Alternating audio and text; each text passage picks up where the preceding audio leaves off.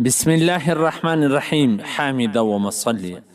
محترمینو، یو محترم ورور دا پوښتنه کړې ده چې زما پزه ډېر بندیږي، نو زه د دې دپاره ویکس استعمالوم چې هغه صرف دی سون کیږي، یعنی داسې نه دي چې تیل دی یو شی دی په پزه کې واچې، نه هسې دی بوی کې، نو د هغه حرارت دومره تیز دی چې دا پزه خلاصه کړي. په دې سره روژه ماتیږي او که نه ماتیږي. فتاوی دارالعلوم ذکریا جلد نمبر 3 صفحه نمبر 204 هغه دا لیکلی دی چې په ویکس سره روژه نه ماتیږي، ځکه د دې اثر دماغ ته رسیږي لیکن اثر شی نه رسیږي، صرف هغه حرارت دماغ ته ورسیږي چې دا پزه خلاصه کړي.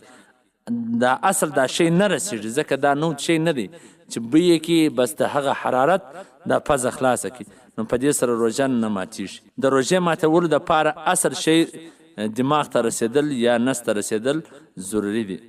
په حواله سره د حاشیه تحتوی علی الدر مختار جلد نمبر اول صفحه نمبر 450 دغه رنګه مراکل فلاح صفحه نمبر 258 بدایع صنایع جلد نمبر 2 صفحه نمبر 93. والسلام. ستاسو د دیني پوښتنو ځوابونکی مولوي عبدالرحمن سمین صاحب.